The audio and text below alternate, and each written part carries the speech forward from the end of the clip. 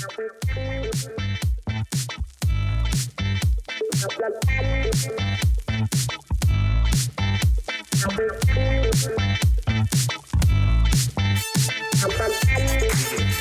on, Howie. There's nothing to sweeten it, is there? It's just the shit at the minute, mate, isn't it? Good evening and welcome to Real Arsenal Talk. I don't even think they're welcome. You're not welcome here. This is negative centre. You are not welcome here. Please go away. Well, I suppose we might as well welcome everyone. How you doing? Hope everyone is well out there in these last couple of weeks since the season has finished. There's been plenty of football. Plenty of football been around, ever since it's finished. But who cares, right? Nations League. I'm not really into that. And the Champions League, we weren't there, so I don't care about it either. Fuck it. Yeah. Someone said, "Oh, did you watch the match last night, Portugal and Spain?" And I was like, yeah, he was like, "Oh, it was fucking brilliant, wasn't it?" I was like, I didn't really want to say I didn't watch it. I said, no, I missed the penalties, which was probably the best bit. But no, there's no interest apart from obviously Zubimendi, but, Zubimendi who? Okay, look. Okay, I mean, since you already mentioned his name, we might as well just pick up there. Before we do get into it, obviously just want to, we are going to talk about some transfers, some gossip out there, some rumours. Some unwanted players, some players that don't want us. It's all happening. It's all happening. So we might as well just kick it off with some Zubimendi talk. Do you know what? Stevie? I'm going to give you the pleasure of giving me your thoughts on this because I am excited. I am pumped. Do you know what? Was it? I hope you're okay. You're okay, everything, mate. But. We forgot all the formalities. Yeah, I hope you're right. Yeah, I'm good. Yeah, thanks, mate. I've had a good week. Yeah, I've watched some stuff. Yeah, nice one. Okay, great. Go. Look, mate. I was just let everyone know, the millions out there that are listening, that millions. Big Loza, the star of the show, actually came and met me in person, and I was like, absolutely over the moon. And if you could see the photos, which you can't, my face was beaming. The wife said, "That's the happiest I've seen you look in God knows how many years," because the man himself was there. I don't know, some form of Loza was there, some form of Larry was there. I don't know who that guy was. I don't know why he did it. Too sentimental, if you ask me. It was great. It was great. Made my day, mate.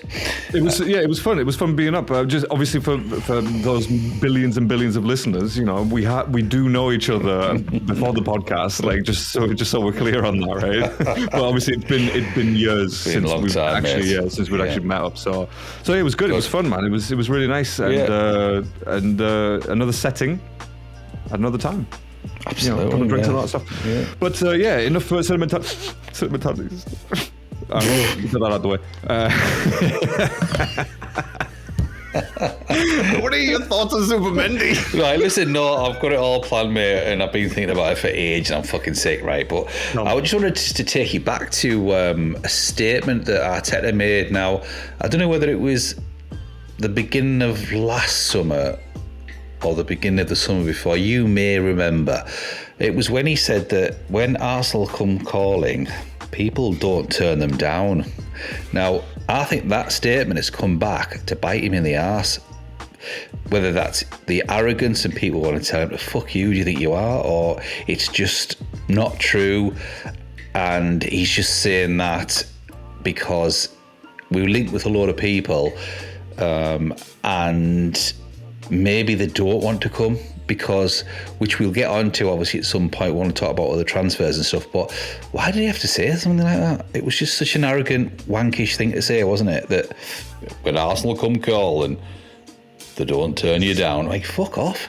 Like, he said a lot of dumb shit this season, which I'm not a big fan of, to be honest. And he's literally put us in the firing line for for pundits and opposition. And like we've said before, especially towards the end of the season, you can't really defend that. You can't be on his side for saying dumb shit like that. Oh, it's not over till it's over, bro. Blood. You're 10 points. Do you know what I mean? That doesn't even deserve. That deserves a blood.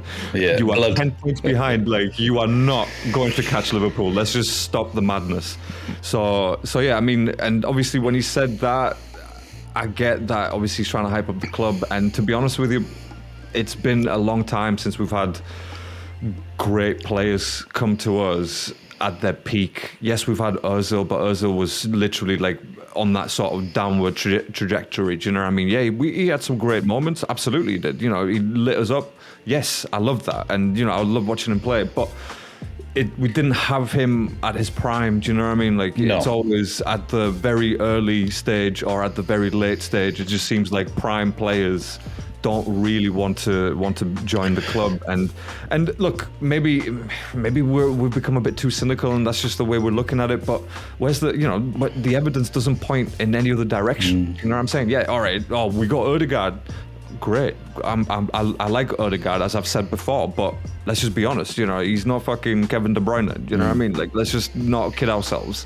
So again, it's this sort of situation with Arsenal that I really don't like, and especially every transfer window just becomes so tedious of all the boring reports of, oh, he's linked, they're linked, they've had a chat. Do you know what I mean? Oh, we saw him at the same club as this other guy. It's like, okay, could it just be a coincidence that they're at the same club? Do you know what I mean? Like, why does it have to be someone? So again, it's just it's a lot of things like that, and Arteta's comments that just sometimes just makes us look very weak and a joke of a team, and I don't want to think of us that way. You know, I haven't reached the point where that's what I think. It just makes us look that way. Okay, we're heading that way, aren't we? I mean, I don't want to look like the joke of the club. I like to think that we're doing things properly, and we've always had this class about us where, we don't overpay for players, and we treat players right, and we do things right, and it's the class. But going back to the Ozil scenario, yes, he was at his peak, but probably heading downwards from his peak. But was that because he came to play for Wenger, a bit like Aubameyang, obviously the respected Wenger, and this is why we got them type of players, Sanchez as well. Is Arteta the type of man, whether that's his personality, he might be putting players off, potential players, but I don't know. Maybe it's coming across now. And initially, when we got the Rices and we got Odegaard at the time, it was early in his tenure of being a manager, and it was new, it was fresh, his ideas were great, and now it's becoming. I'm doubting the fact that players want to come for him, regardless of Arsenal, because I think Arsenal will always attract players. But I think we're struggling, and it's evident in this transfer window. And the Zubimendi thing, which what we're going to talk about now, that's a joke. It is becoming like there's, yes, he's signed. It's a matter of time. He's going away with the international team. How long does this need to drag on for? Because the reports that I'm reading is Real Madrid. It's not going to go away, is it? No, and I think for them, when you say different knock, it is literally a different knock. For them, you can totally believe it. And again, it spun his head. You can't. Can you be mad at that for the when the best team in the world potentially overall in history and whatever, when they come knocking, like how are you going to turn them down for Arsenal? And you wouldn't. And if that is the case where the reports are true and he, there has been talks with Real Madrid, then I think at this point, as Arsenal fan base and even the club themselves probably should just give up on that, because it's going to be a waste of time. You're going to convince him to do what? Exactly. To do what? You're not going to pay him more than what Real Madrid are going to pay him.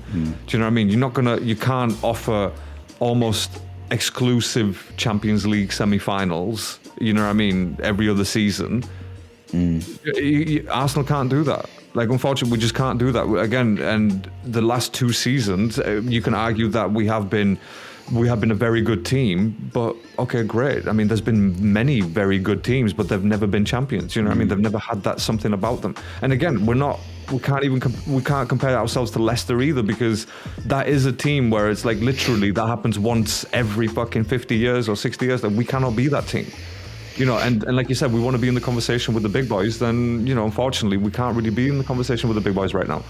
chat groups and stuff like that. I'm sure Arsenal fans are experiencing it everywhere, where it's just the butt of the joke now, and that's just the way that this season's been. And unfortunately, it's sort of spilt over to players like Zubimendi, where they don't really, where they don't fancy us as a destination, which is, you think as a fan, you think, damn, that's crazy. Why wouldn't you want to come to Arsenal? But when you actually step out of that sort of haze, you can see why players don't want to join us. Whether it be the manager as a person, like you said, whether it be it's like, well, okay, Arsenal have always been there, but they've never really done anything. Is this going to be, am I joining these guys right at the moment where it's on the downfall? They've gone 3 seasons with second.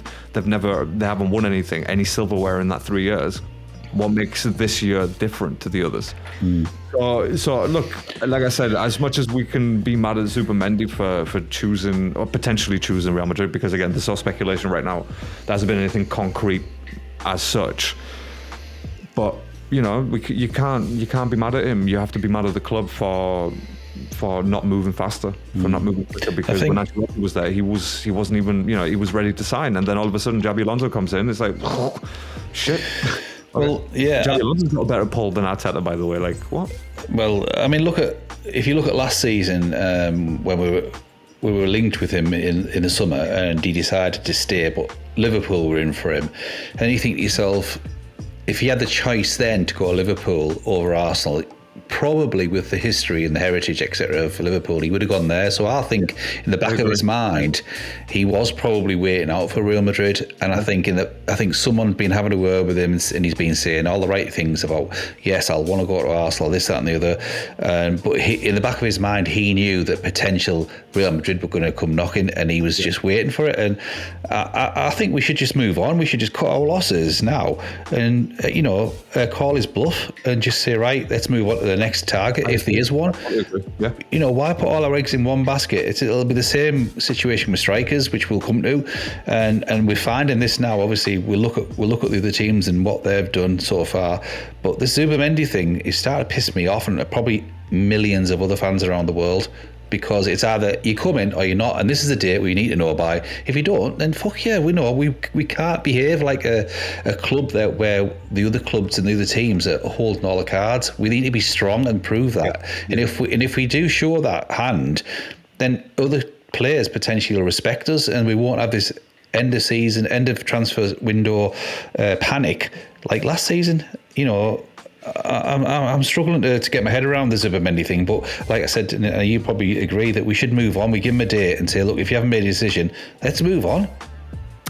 Yeah, I'm with you, and I think not only that, I think if a player's sort of like even just contemplating like, oh, well, Real Madrid came calling, I think just cut the losses right there. Like, there's no point even trying to convince him if he's already thinking about Real Madrid. Then he's never. It's hard. Exactly. He's never going to give 100% on the football pitch. Even if he gives like 90%, that's still not 100. Do you know what I mean? Yeah. We need players who are just going to come in, give 100% committed. For the club.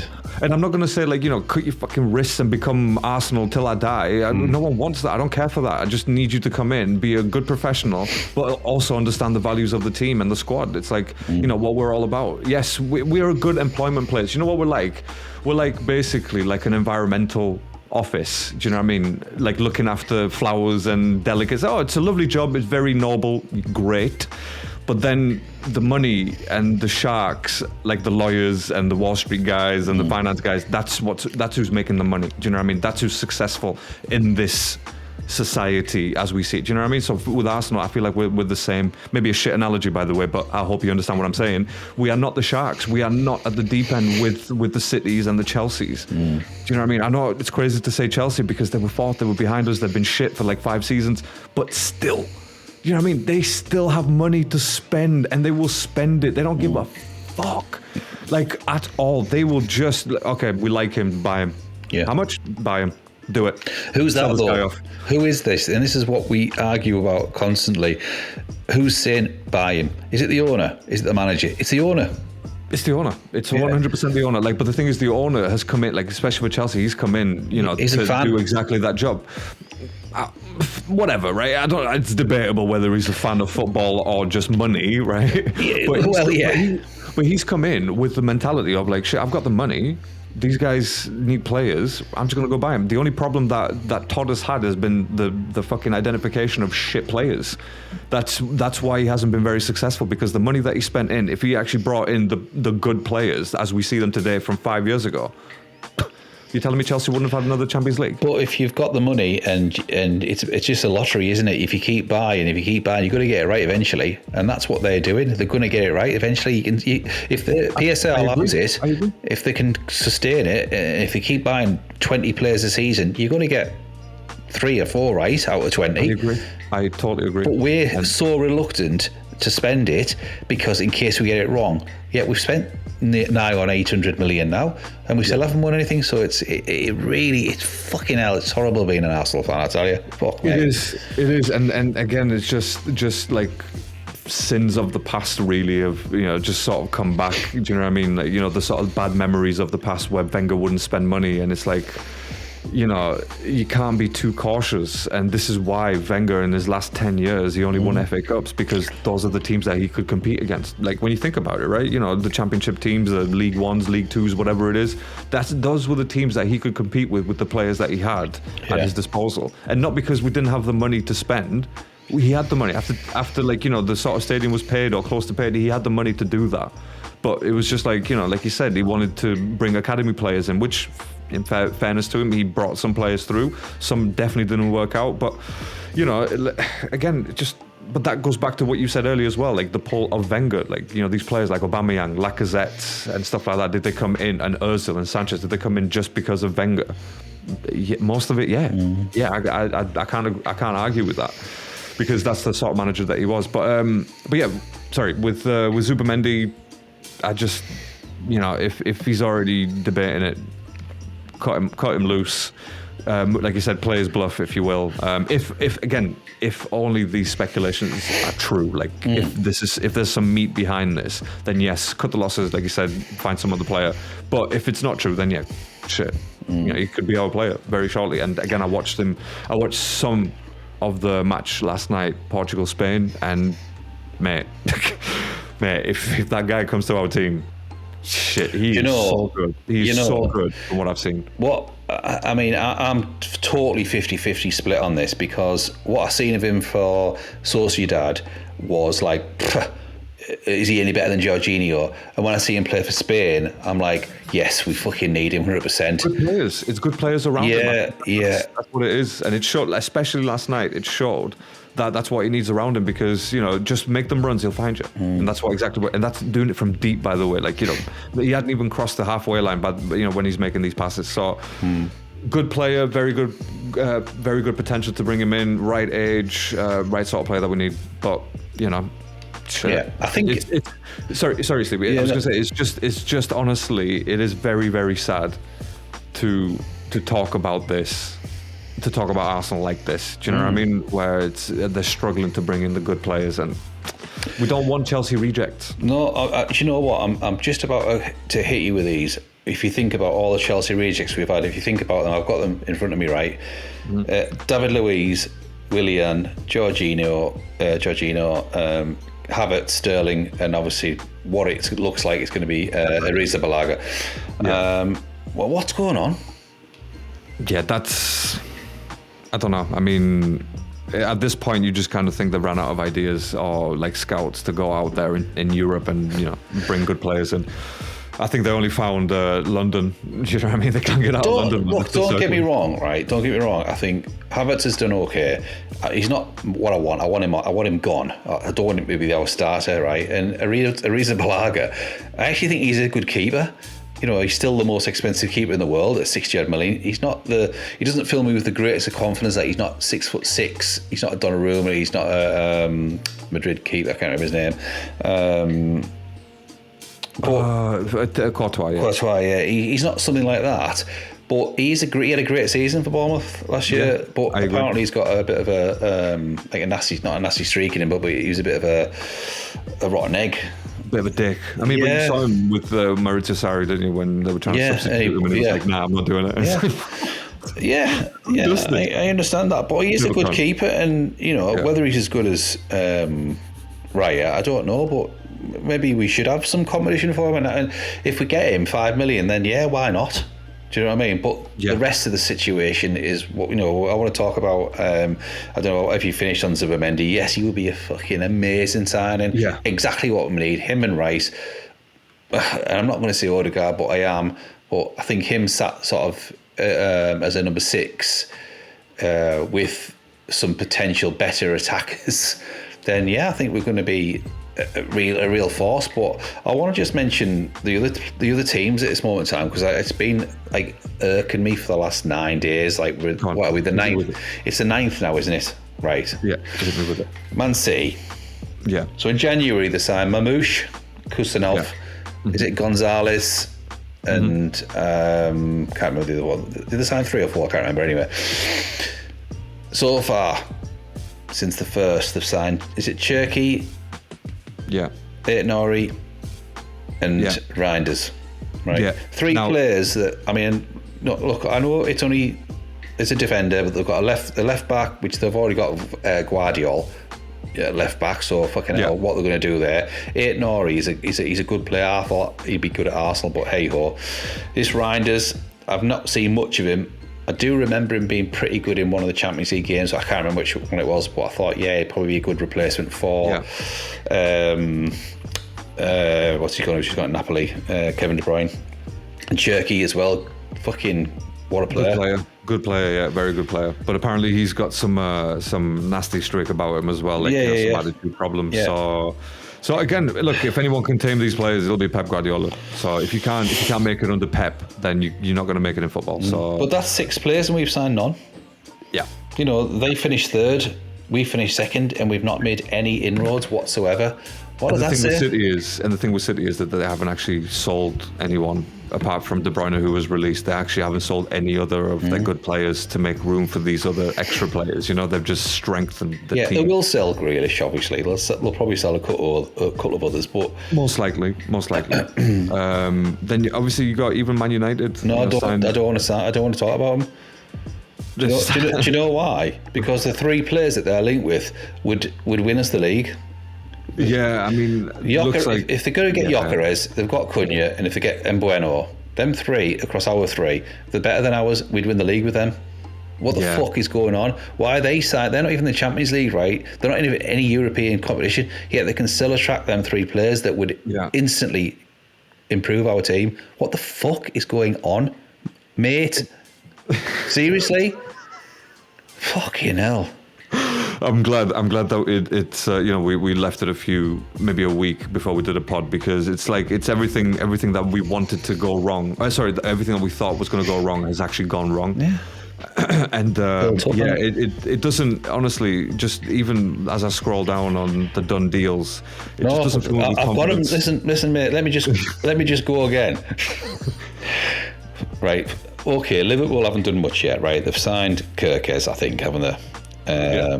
They're close to signing Wirtz as well. Wirtz, yeah. So, and they've signed what's his face, the right back that used to be our player. Forget his name. The right winger, stroke right back.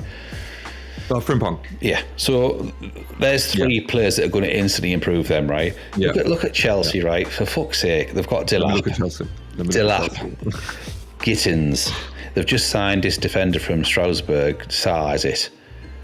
Yeah. Right. So there's 4 teams, right? That have signed players straight away that's improved their team. Yeah, straight away. Yeah, straight away. Why didn't we just say, right? Look, let's just have Delap, just so no one else can have him, right? Even if we don't play him, right? Let's have Delap, and then we'll think, right? Sesko, Gyökeres. Well, I don't care as long as we get one or someone like that. We've got Delap. There's someone else that we've got an improvement on. Whoever.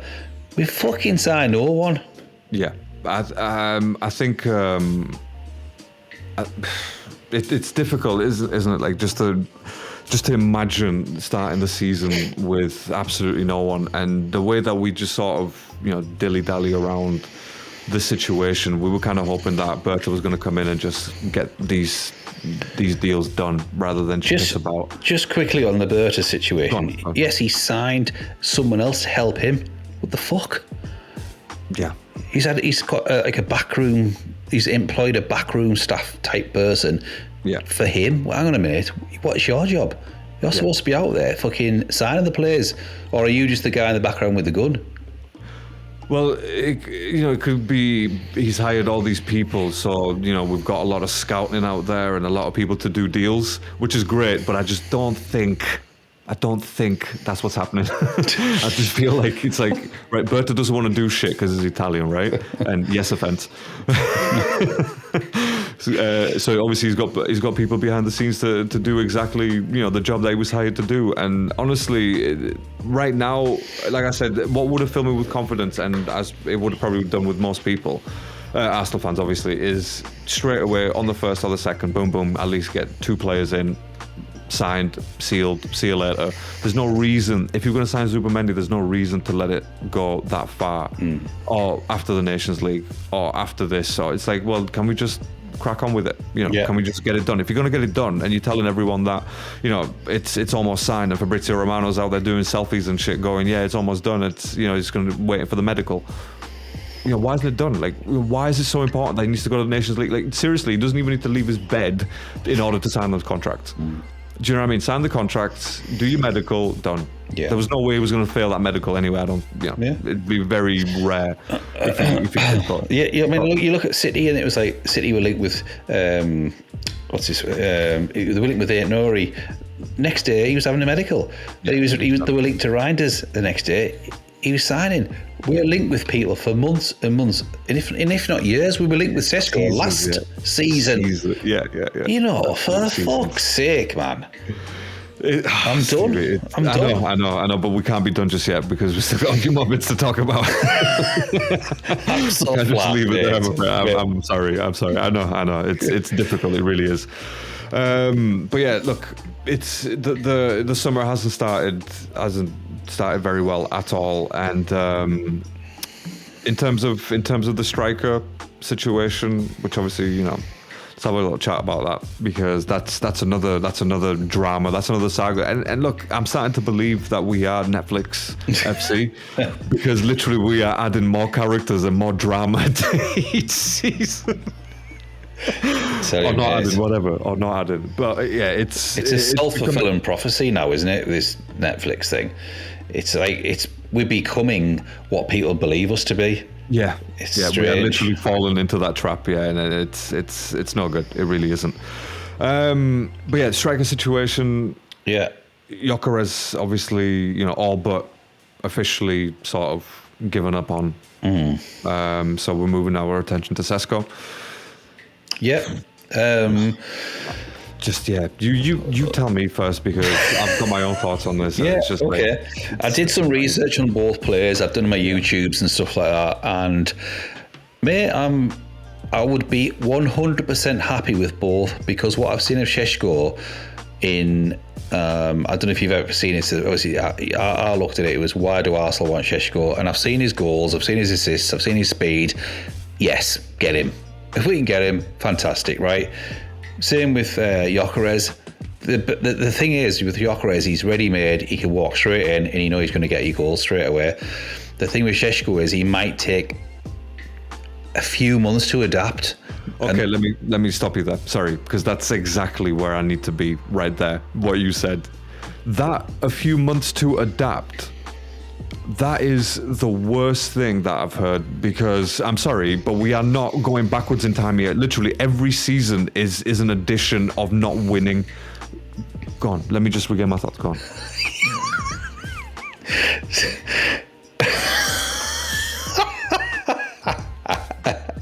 No, this is my theory.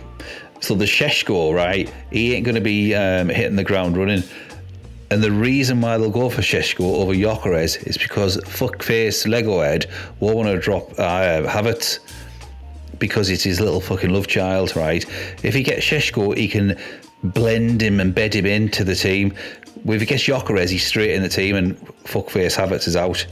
And this is my theory, and that's why we'll go for Šeško. Gyökeres, unfortunately, I'd love him, but he's off to fucking Man U. Go on. You've gathered them. I can't. It's true. Honestly, it baffles me. It genuinely just sort of, it's very confusing for me. It's one of those things where I need to literally do some more reading, and hopefully I'll understand it, because I just can't right now. The fact that, again, we are in the entering sixth. This is the sixth. Entering sixth season with Arteta, right? Money spent, we can't really complain too much about, or they have spent, right? Whether they've spent on good players or not, it's a whole different fucking question. But they have spent, all right? Let's just not blame it on that. So to be this far and to come so close in the last 3 seasons, so close, like literally apart from literally last season where it was obviously like 10 points, but to come so close on 2 of those seasons and to not win, and to know exactly what the issue was in both of those seasons, and then to enter the next season, which is just finished, to go through exactly the same bullshit cycle of, we're linked with this player in the summer, and then here comes September 1st, we have literally signed Sterling, right? We have brought in Sterling on loan, okay? So, and then January comes along and you think, right, surely they have learned that lesson. I know they have. And I know there's someone up there teaching these guys, like, look, boys, you remember what happened? And then January finished and we signed fucking no one. Sorry, and let me just add this to it as well. Not only did we not sign anyone, but amidst our sort of worst injury crisis that we've had in a few years, we still didn't go out to the market. The little piggy didn't fucking go out to the market because his fucking Lego hair honestly weighed him down so much. Yeah, I know. It's where it what worries me, and you've like hit the nail on the head about the worst crisis that we've had, and we said he must do something in January. And now it comes to the beginning of the transfer window and he still hasn't done anything. And it's the most important transfer window, I think, since the Emirates, since we've been at the Emirates. And it started off with the most frustrated time I think I've ever endured as an Arsenal fan. The fact is that we're still sat here now with 0 signings.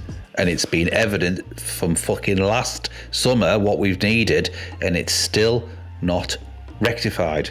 Now, what the fuck is going on, really? Now, I've got a few names right now. You see what you think. Like I know what you think. I'll say 3, and then I'm going to say the last one.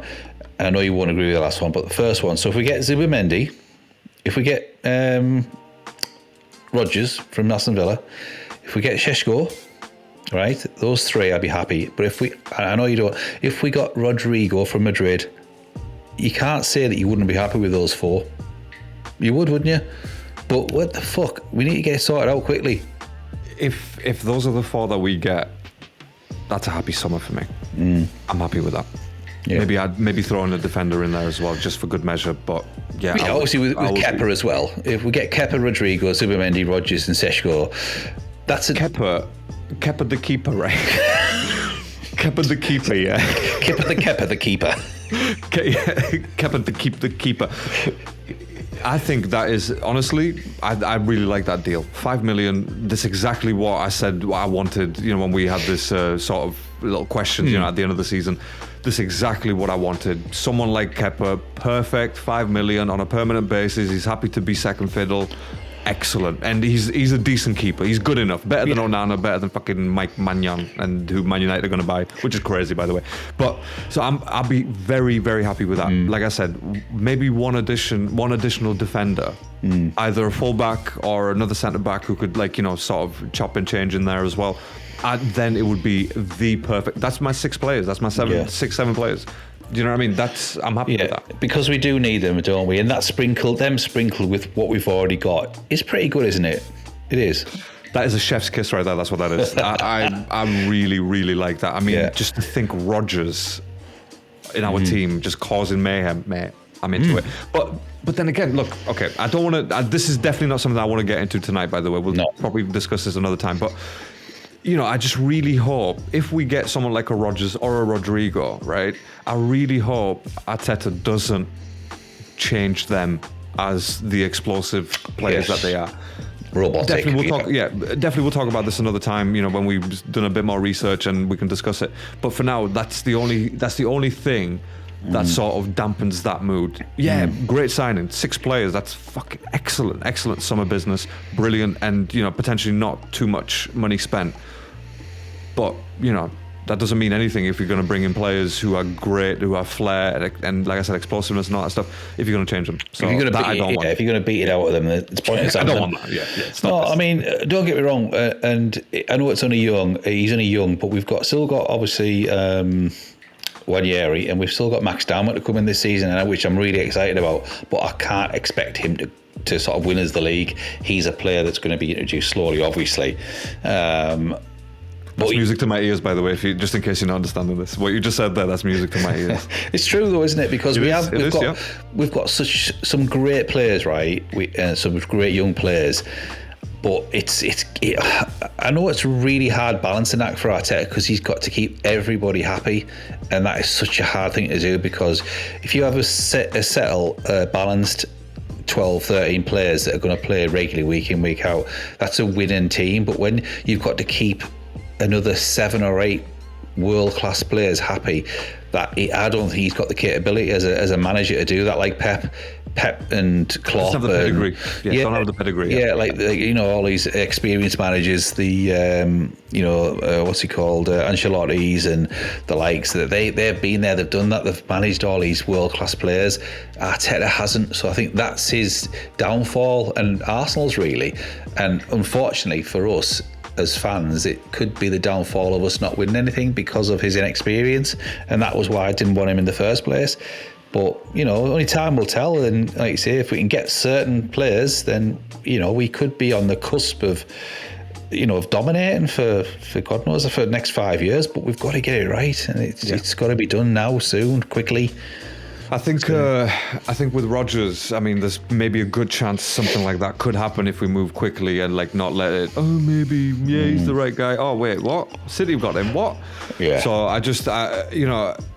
that's again another something else that I do worry about, especially when it comes to Arsenal, because we're just very, very shit at negotiating or moving quickly. So and plus.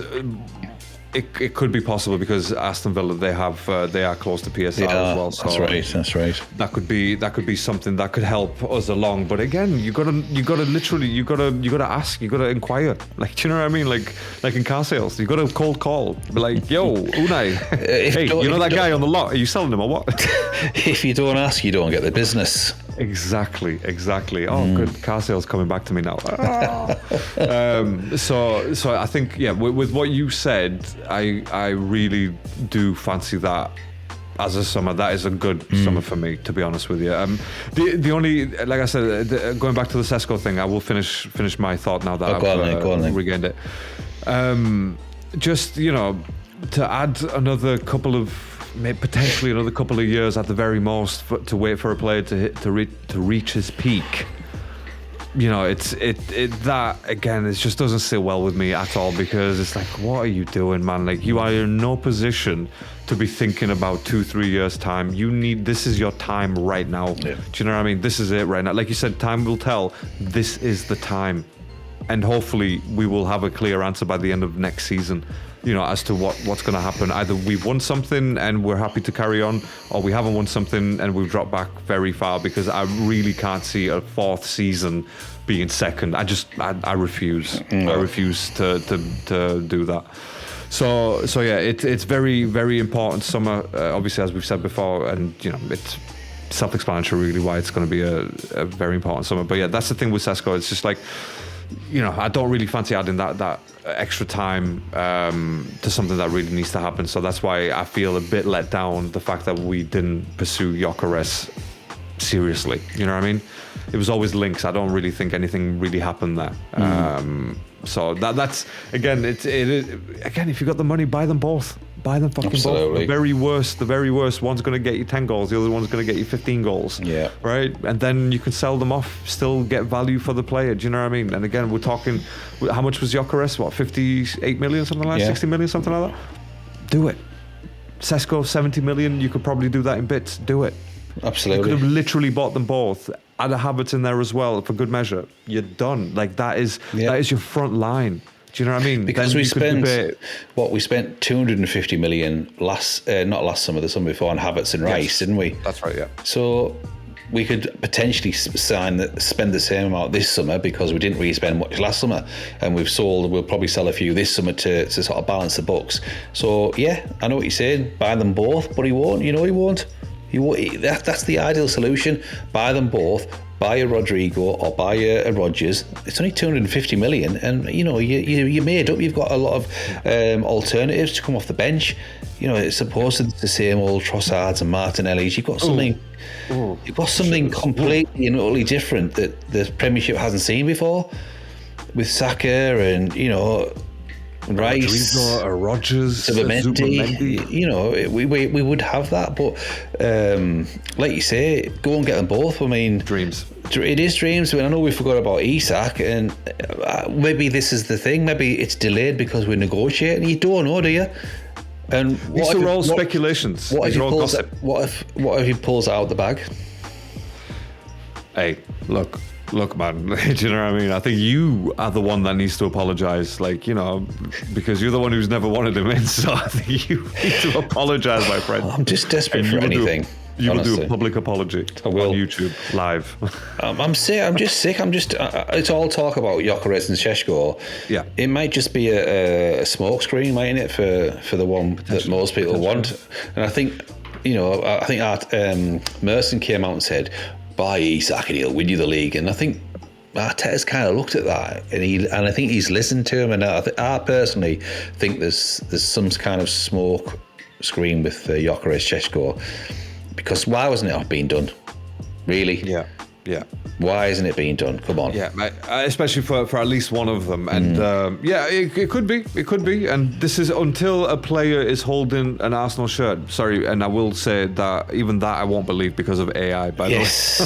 Yes. So until I see them on the pitch with my own eyes, right, it hasn't happened. So, like you said, Zubimendi is a perfect example of that. There's been talks and, everything's, ready to go. He'll do it after Nations League and then boom, last minute. So until it's done, it's not done. So it is gossip as far as I'm concerned. And this is what we're doing. Obviously, we're just, just trying to fill in the blanks, really, until it eventually happens. So yeah, I think with someone like Rodgers, Rodrigo on the left side, and Saka and Ranieri on the right side, with obviously with the two players. So yeah, I think it's maybe not feasible to buy both Gyökeres and Šeško, and maybe as Arsenal fans we're just sometimes we can be a bit desperate and be like, just fucking buy them both. Why can you buy them both? It's like, well, maybe it's not that feasible because they're going to demand high wages. Yeah. Between them, they're going to be reaching over 500,000 a week. Do you know what I mean? Like probably more than that. So that's also something to worry about, because you can't just bring in two players who are not proven in the Premier League and give them more than Saka, for example, or close to what Saka's on. So yeah, that obviously financially maybe doesn't make sense, but we're not talking 100 million each. It is literally, like you said, 60 million here, 70 million there. That's done. You spent that on Rice and Havertz a couple of seasons ago, so you could totally do the same. Absolutely. But yeah, look. Before we do leave. There is obviously, we did cover this, the other teams actually doing business and how annoying it is to see breaking news or breaking transfer news. Man City have signed another player. It's like, these twats again, I looked obviously at Sky Sports News is normally the clear barometer for genuine rumours and stuff like that. Now, just getting back to the Šeško and Al Hilal have turned their attention to Šeško if Osimhen pursuit fails. So, wow, it's like, would Šeško go to at such a young age? Would he go there? I mean, I know the money would be fantastic. He'd be on £500,000 a week. But would he? If he's got any ambition, would he go? He wouldn't, would he? I could see Osimhen going because he's kind of getting on. But he's left for the paycheck, Osimhen. Yeah. So if Šeško goes there, who does that leave us? It leaves us with no one, because Gyökeres will be going to Man United. So. It leaves us with Isak, doesn't it? I mean, come on. It leaves us with only Isak. I mean, I hate this. This is bullshit. Who would you want out of the three? Just quickly, who would you want out of the three? Out of the three, if I had the choice, yeah, I'll go Isak. Would you? Yeah, of course. Because he's there's proven, no fucking about. Yeah, there's no fucking about with Isak. Would you pay 120 for him? I think, yeah, that's probably the very, very, very highest limit that You could get Šeško and Gyökeres for that. For that money, exactly. I don't know. It's baffling. It really is. If you're gonna pay that much for one player, why not get two excellent players? And then when you're like facing Liverpool or fucking PSG in the semi-final, you bring on two of the best strikers right now in the world. Do you know what I mean? In the same team, like, I don't know. I'm not being funny, but Chelsea could literally blow us out the water with both of them, couldn't they? Absolutely. Don't even talk about that. Don't even talk about that. It's just terrible. Terrible. I don't know whether I've got a couple of other players that we've been linked with. One of them I can't even pronounce his name, but he's the Porto striker, Samu Aghihawa. Okay. 90 million euros, apparently. 90 million? Never heard of him. Who is this geezer, bruh? Yeah, absolutely, mate. Do some research on him. Another one I don't want, and I don't know about yourself, I don't want any fucking more freebies. I don't want Sane. I don't want Sane either. No. I do not want Sane. If he's free, he's shit. Yeah, I don't want him. That's not my guy. No. There is that guy that you mentioned, the Greek player, Konstantinos Karetsas. What is he? 18. 18. I mean, to be honest, Wanyeri, Dauman, Odegaard. Come on, how many more players do we need like that? I was going to say, I mean, for that price tag, I'll probably stay away from him. And not for anything bad, just like, like you said, we've got the players there, but anything less than 20, yes, just going for him. But, that's never going to happen. There was that Rosenberg player as well, wasn't it? We were linked to last in, I don't know, it was the summer or January. We were linked with that many, but the Rosenberg player, who's the next Odegaard, can't remember his name. The young lad. Oh, wow. No, don't know. And next Odegaard, I mean, can we just have the current Odegaard be Odegaard, please? Would you drop Odegaard for Rodgers? Well, like permanently. Well, if you had Rodgers, Rice, and Zubimendi midfield, would you rather have that than Rodgers, Zubimendi, and Odegaard? I think I would. I think Rodgers is better than Odegaard. I think they're completely different. Players. Rodgers is far. I mean, I watched him when he played us at the Emirates. He was fucking unbelievable. Rice was bouncing off him, wasn't he? He was the best player by far, and he's just got that ability to go past players without getting the ball off him. If we get him, I'm going to be honest here. I think if we got Rodgers and one other player, I'd be massively, massively impressed with that. Even if it's not 4-5, I know we do need 4-5, but Rodgers alone, I think he's potentially the best midfielder in the Premiership.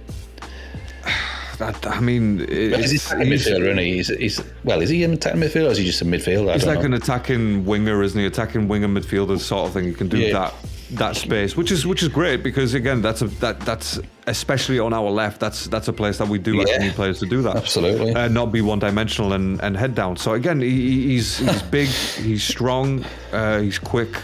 So he's got everything direct. To be absolutely, and that's exactly what we need. And I think that's an interesting question about which one would I have, because the real answer is it doesn't matter because we've got options. Do you know what I mean? We've got options to change the game, to change the play, to change the tactics. So if we're not doing so well, so. That is the most exciting part about it, to have the extra players, like the added on players rather than a replacement. Do you know what I mean? Because that's not what we need. We don't need replacements. We need additions. Absolutely. And 2 seasons ago when we were close and fighting City, I think we just needed that one extra addition to get us over the line. And I think that was our closest season. Obviously, it was, even by numbers, it was our closest and best season. And again, if the curve is to be believed, then last season was the start of our downfall. So it'll be very. I think it'll be very difficult to give that a spike again. Do you know what I mean? Because especially when you think United they're gonna bring in players. City have brought in players. Liverpool are gonna do the same. Chelsea are doing the same. Spurs, who gives a shit, because they sacked the manager, so whatever. No one cares about them, and no one's going to Spurs. Let's just be honest. So Newcastle, they're going to strengthen players. They've got the money to buy players. So this season's going to be very difficult. It's not going to be anything like the season we've just finished, where we were comfortably second. Maybe not by the end, but we were comfortably second. Throughout the most of the season. I just don't think that's going to happen this year. There could be dips from Liverpool. New manager bringing in the players that he wants. Maybe there's a difference in the quality of Van Dijk and Salah this season. Maybe a drop off. I don't know. Anything can happen. We probably had the same thought about last season, but they were just on point. They were brilliant.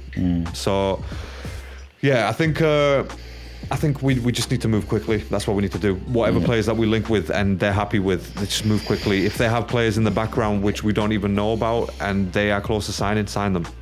Just sign them, please. Just shut the fans up. And it closes tomorrow, doesn't it? Yes, tomorrow, yeah. And then tonight midnight or something. Yeah, then it reopens on the 16th. Yeah, so yes, we're fucked now, aren't we, for 6 days? Yeah, we can't do shit for 6 days. Yeah. But it doesn't matter, to be honest. That doesn't mean communication stops between parties. So that's always good, but just nothing official. Which again, like you said, gives other teams 6 days to jump in and steal our players. So Chelsea, United, talking to y'all. So I think. That's my thing right now, which we need to move quickly, and this is something that I was worried, when we did our end of season review sort of thing. This is what I was worried about, that we're not going to move quickly, and we haven't. There's players that potentially going to slip through our fingers, and we're going to, Anyway, anyways, moving positively on.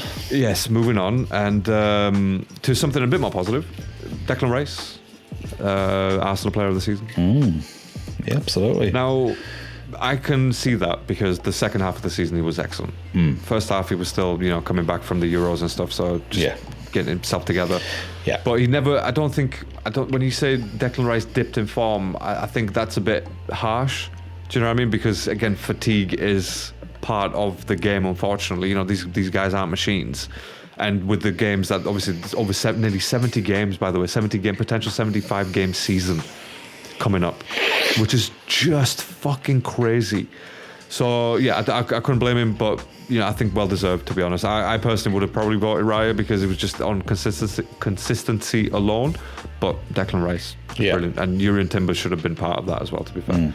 So I'm guessing you have no disagreements with that? No, he was. I think when we spoke the last pod or two, I did actually think he was my player of the season, along with Timber possibly.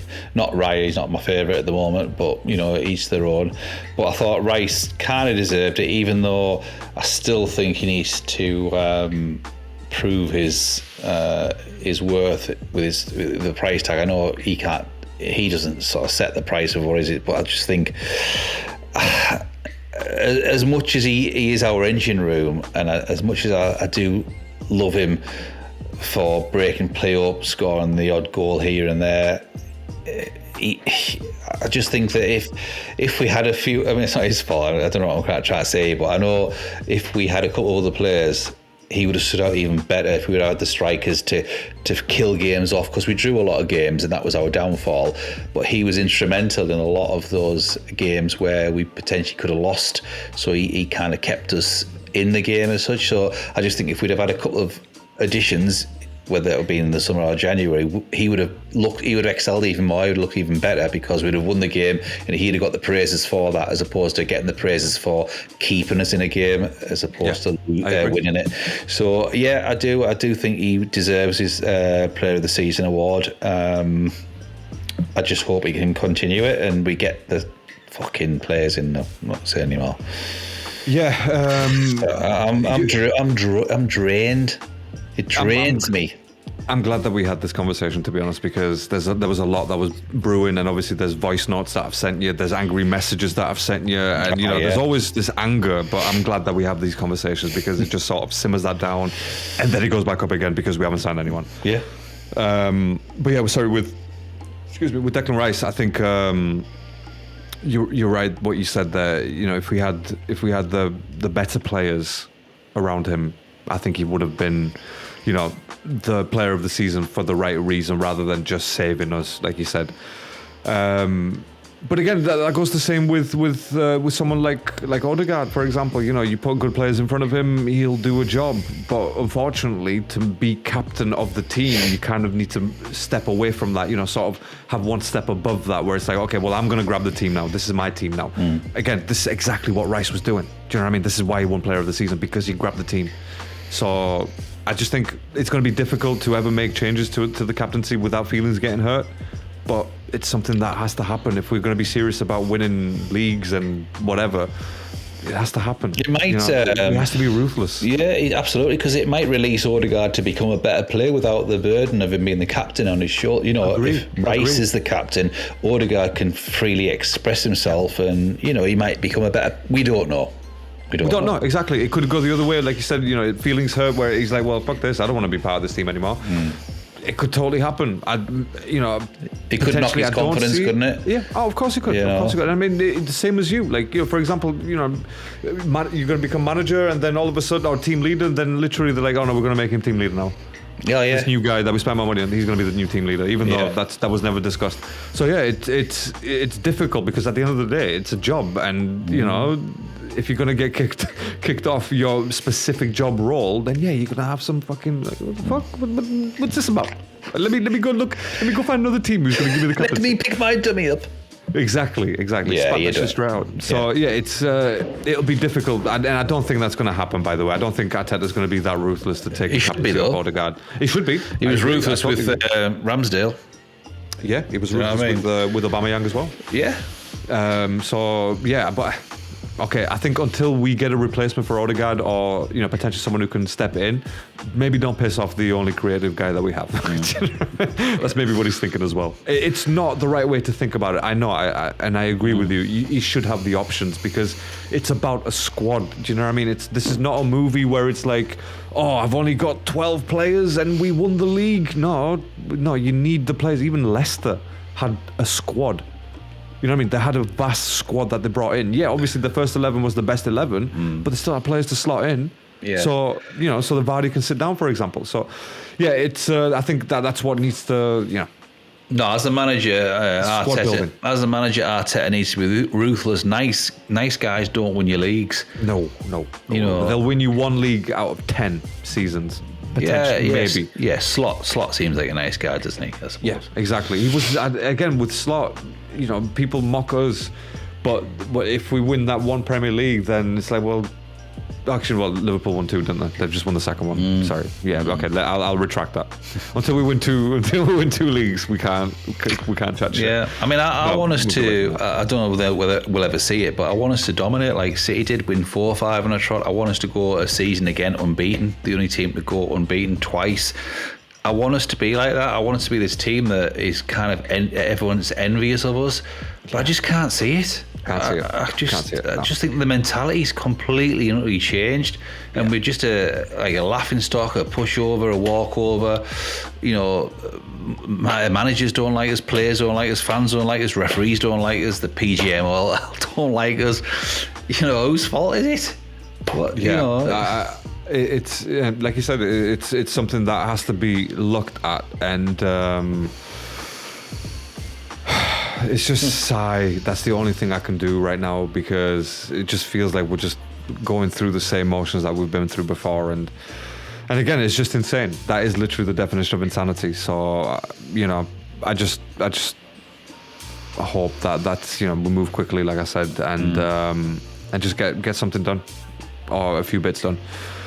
So yeah, Stevie, God, I'm literally, I've because there was so much energy behind what we talked about. There's so much, like we said, anger. I just feel drained. I'm like literally, I'm dehydrated right now. So yeah, go and get yourself a couple of bottles of wine or whatever. Just down them, $7.50. Listen, I'm just looking at the transfer news here now. Go on. This would piss me off again, and I'm sick of being pissed off all the time when every fucker who's linked with a decent player that would improve. Semenyo's linked with Spurs. Oh God. How? Oh God. It doesn't seem like a Spurs player though. I mean, they've got plenty of wingers. Kulusevski, Odegaard, or whatever he's called.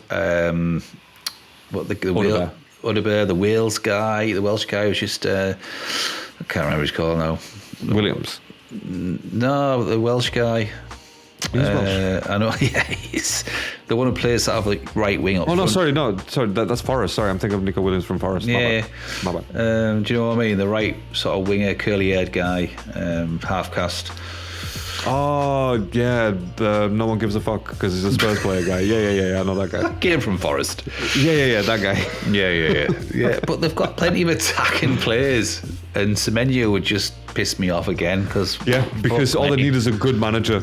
All they need is a very good manager who could change tactics. That's literally all they fucking need. I dare say if what's his face from Brentford goes, I think they'll do better than us next year. That's a scary thought. Honestly, that is a scary, scary thought if Thomas Frank goes there. Yeah, absolutely, mate. Because again, he will. Because he's a good manager, isn't he? He's a very good manager. He's either going to be allowed to do what he needs to do, or he's just going to fall like the rest of them. And unfortunately, if history has taught us anything, is that they all fall. Yes. It doesn't matter if you're a Mourinho, if you're a Conte, none of that matters. You will be sacked, mate. You will go. Yeah. So, again, if Thomas Frank is clever, he's stay at Brentford or wait out for another team that could potentially offer him the freedom, like an Arsenal next season when Arteta's sacked because he hasn't won anything. Just saying. Just saying. Just putting that out there. Yeah, just putting that out there. But, so... It's if they do that, then again that could be another team that's going to challenge for the top four, and unfortunately, and they're in the Champions League. If my math serves me correctly, 8 teams can't go into 4, mate. Do you know what I'm saying? Someone's going to lose out, I'm afraid. So yeah, we need to have that cutting edge in not just the players, just literally just from everything in the transfer market, like negotiations, finding players, getting the deal done quickly, and finding what needs to be done quickly. Like I feel like me and you can literally go in there. It's like, all right, what do we need to do for you to sign today? Those are the lines, right? That's the line, right? That is the line. I remember. Literally, that's what you need to do. Just go in there, just ask them the question. What do you need? Are you signing today or not? Or can I just go home? What do we need to do for you to sign today? Fuck's sake. Yeah. Oh, we'll come back to it. No, today. That is the key word. So I'm flying to Portugal today. Are you signing today? If not, I'm fucking staying in the fucking Bahamas. Yeah, just get one of us to do it. Get a dodgy car salesman to do it. And do you know what we need? We need to bring, as much as I hate it, he was great, David Dean, wasn't he? What a fucking negotiator he was. Yeah, exactly. We did old school. We did it exactly what like Man City are doing now. We were linked with someone. The next day he was signed.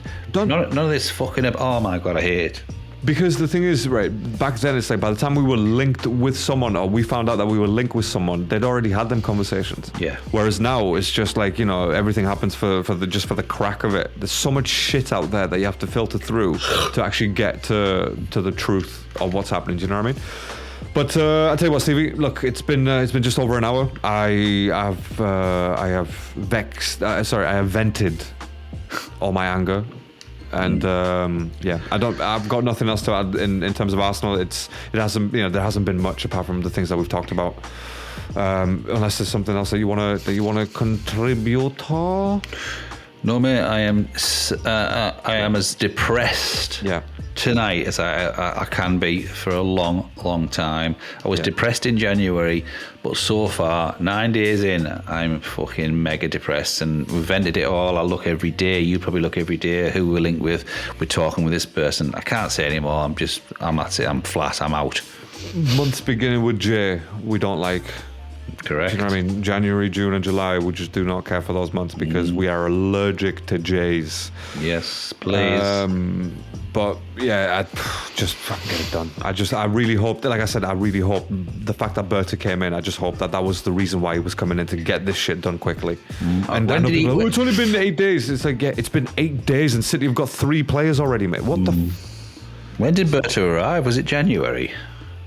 No, it was late March. Yeah, I think it was around March time. Yeah, about that. which again just goes to the whole squad behind the scenes. It's like, well, okay, Edu just fucked us over, but why didn't you bring someone else in earlier? For January, for example, even someone interim. Just give them the power to go out there and do some deals for you. So, yeah, there was many things last season that just didn't sit well with me, and I hope we've learned. I think I read another report somewhere that to piss Berta off, I think Atletico were in for Williams, which again is another one that we've been linked with. That we're gonna pay his release clause. That's all gone quiet on it. Yeah, that's gone very quiet. And again, he played very well last night as well. Did, yeah. I think he's a player, just like Zubimendi, he needs good players around him to flourish. And fair dues. We have the good players. We do have the good players. We know, don't we? And I think probably 90%, well, I'm not saying 90%, maybe 70% of Arsenal fan base out there could pick 5 or 6 players that would instantly improve our squad. So why the fuck don't the current people in charge of it do it? We all know what we need. Everyone. You don't have to be a fucking Mensa fucking expert. Everyone that you talk to, whether they're Arsenal fans, whether they're Leeds, Liverpool, everybody that you know, everyone I talk to, they all say the same thing. Yeah. So why can the people that are in charge of it not get it right? We could just go out there and get them 5 players, pick them up, bang, you come in. Why aren't they doing it? That is a good question, and I think that's going to be the title of the podcast. Why can't the owners get it right? Love it. Yeah, absolutely. It's like you said, it's a fair point, and let's see. Like you said, time will tell. But at the same time, this is the time. All right, and it is time to end this episode. It's a time for a song. Time to say goodbye. Love it. That's a good voice, by the way. I love that. That's nice. We'll make that our theme song as well. All right, look. Is there Formula 1 this weekend, mate? Oh yes, there is Formula 1 this weekend. It is Canada, I believe. We like Canada, don't we? We like it. Yes. Canada's a good track. It's a very good track. A lot of things happen in Canada, let's see. I mean, what was the last race that we just had for Austria? No, it was Spain. It was Spain. Yeah. Piastri, Norris, Leclerc. That was fun. You did watch it, and that was really nice to see Leclerc just sneak in there because of Max's antics of torpedoing. The fuck was he doing, really? He was just like a little petulant child on a little bumper car race going, hey, I'll get you now. Like, fuck's sake, really? Oh my God, it was so funny. It was so funny, but you're right. It come on, mate. Like, you're a 4-time world champion, for God's sake. Don't be doing that shit. What is wrong with you? Yeah, so, lost it, Annie. Yeah, I think luckily for him, his points on his license get reset after Canada. Right. So if he doesn't do anything stupid, he'll be all right. Like, I think it was a bit harsh.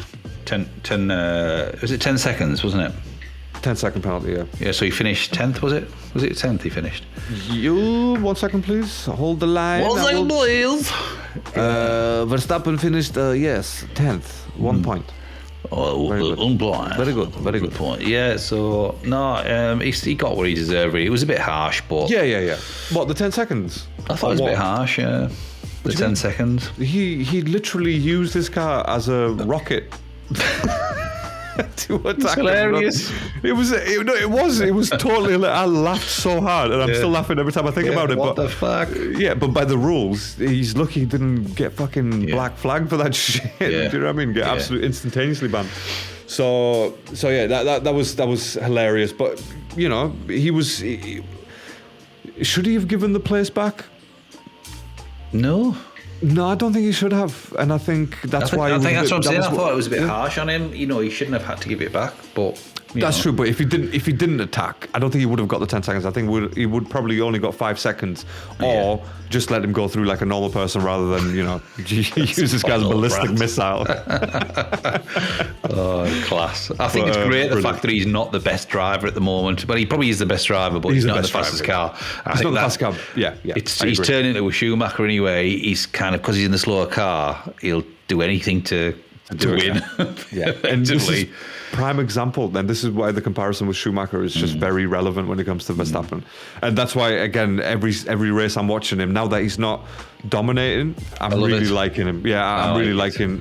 He's unpredictable, and he'll do anything stupid. Yeah. Fantastic. It's like, he's unpredictably predictable because you know if you're going to hang your stuff around the outside, guess what, mate? You're going off, right? You're not having any of that. So, but the thing is, the only person or maybe two people that do not care for his antics, Piastri and Leclerc. Yeah. Both those drivers can manage Max. Yeah. Any other driver, Hamilton they'll start can't. panicking. Hamilton can't. Hamilton can't. Oh God, scared of him. Yeah, of course he is. He really is scared of him. And again, he was like the Achilles heel of Hamilton, especially obviously in the 2020s. So, but it's really good to see, and I'm glad that McLaren, obviously, they're dominating. One of the McLarens is going to win it, no doubt, this season. Yeah. But I think, apart from Piastri, who has the fastest car and he has been a great driver, he's led pretty much all the laps, hasn't he? Yeah, I think Max is definitely up there, followed closely by Leclerc. But Leclerc, I think they need to get Ferrari need to get the finger out really to have any chance of winning any race this season, because, like you say, they're too far behind at the moment. They are too far behind. You could put Max in a Ferrari and he wouldn't do any better. I don't think so. Yeah, I don't think so. I think the upgrades. I think they have upgrades. I've got a video actually to watch on this. The upgrades that they're going to bring to Canada. So hopefully it's going to be something good. But the thing is with upgrades, as we all know, they just don't guarantee anything. No. Do you know what I mean? They don't guarantee better performance because it just depends on. They've got to learn it all again, haven't they? Like they learn the trajectory of cars and etc. Absolutely. Downforce, blah blah blah blah. Simulator is one thing, but then when you go out there on actual track, you've got everything sort of happening at the same time. Nature doesn't stop because there's an F1 race going. If it's going to rain, it's going to piss down. Yeah. So yeah, I'm looking forward to Canada. Hopefully it doesn't rain. Well, actually, do you know what? I hope it does rain so we can just have an interesting race. Yeah. And yeah. Predictions, by the way, for F1. Who are we thinking? Well, it's McLaren, isn't it? Yeah. One of them two. What order are you going in? Just to make it interesting. It's team. What's his Piastri came second in the last race, didn't he? Did he win the Spanish? No, he won. He won in Spain. Oh yeah, that was it. And Norris won before that. Norris won Monaco, didn't he? Yeah, that's right. That's right. Yeah. I'm going to go Norris. Leslie Norris. I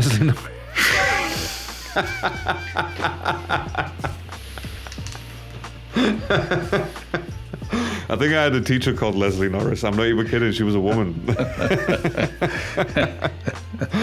Oh, good. Yes. Yeah, that's fair. I think. Do you know what it is? I'm not a big fan. Not his biggest fan, but with a fast car, and he's a good driver. He's not a bad driver. So I can see that happening. But honestly, I'm gonna go with Verstappen. I think he's gonna have a cracker of a race. To be honest, I'm gonna go Verstappen, Piastri, and Norris. I want to put Leclerc in there, but I don't know. You think Lewis will do out? No, I think Lewis is having issues with the team, and I'm sure we discussed this when we found out that he was, Ferrari were going to bring him in. We said that they were going to break his spirit, and I think they did it. They broke his spirit. They broke a 7-time world champion, which is crazy. But then again, look, the thing is with Lewis, he's a bit of a whiner, isn't he? He's a bit of a whinger. He's a moaner. Yeah, a bit of a moaner. Oh, guys, do you want to talk to me? It's like, yeah, okay, that's funny, and obviously they should communicate with him, but dude, you sound like a little bitch right now, do you know what I mean? Like, have I done something wrong, guys? I know, yeah. It's like it sounds like Bart Simpson, doesn't it? Doesn't he just like a proper child? Like Dad, well, they're all children, right? They're all spoiled brats, aren't they, to be fair, because they've been brought up with silver spoon. He's in his 40s. What? He's not a child. Him and Alonso cannot be classed as the same. The thing is, Alonso's 42 and he's still banging him in, so there's hope for Lewis, because he's probably a bit more fitter than Alonso, and he's 40, isn't he? I think Lewis. Yes. I think Alonso's 42. So you never know. There's still life in the old dog, isn't there? I think he's on his down, unless he has the fastest car. But Alonso's still, tearing it up. He's doing well, yeah. But I think it's a combination of obviously Lewis and the team and the car. Do you know what I mean? Like, I just think all those three factors are just not working right now. And I think, I'm still going to stick to my theory of 2026 was the year that they really brought him in for the rule change, see if they can adapt quickly. And I think if that's the case, then they probably will have a potential champion. He'll have a potential championship in his hand. But for this season, I don't think he's going to do much. No. And it's proven. And I think this season he really should spend learning Ferrari rather than racing the car. Do you know what I mean? Just put fucking Giovinazzi in there and you laugh. He was talking about putting someone in there. About Hadjar, aren't they going to Red Bull? Don't do it. Don't do it. Yeah, but I think he'd be a great thing. I think he'd be better than Tsunoda. He's fucking Tsunoda. He hasn't even finished in the fucking top 15, has he? No, but I don't think. I really hope Hadjar doesn't fall for that trap. Good because that basically when racing drivers move from the sister team to Red Bull, it usually means that we need to free up a space for a new academy driver. So let's just move one of these twats up, like a Tsunoda. We always wanted to get rid of him, so let's just move him up. He's going to do shit, as we all know, and then we're just going to get rid of him. And there's a justification. Do you know what I mean? Yeah. Boom. Next driver comes in. So I think it's a revolving seat, really. Yeah. Fucking musical chairs, really, with the Red Bull seat, to be honest. So. Yuki. So I hope it doesn't happen, and I hope Yuki fucking pulls his shit together, to be honest, because it's a shame to see him go from Formula One. He's a good driver. Yeah, he's a good driver. Yeah. But again, it just now all that's proven is that the car, like Daniel Ricciardo said, like fucking Pierre Gasly said, like Albon said, it's designed for someone else. It's literally you stepping into someone else's shoes and trying to control it. So. Yeah, it's a good weekend. I can't wait. I'm looking forward to it. Do you ever, before we go, do you ever follow the British Touring Car Championship? No. BTCC? No. I've only started this season, just randomly. It was on ITV4 on one Sunday, like a couple of months ago. I was watching Donington race, and I was like, fucking hell, this is actually quite good, I quite like this.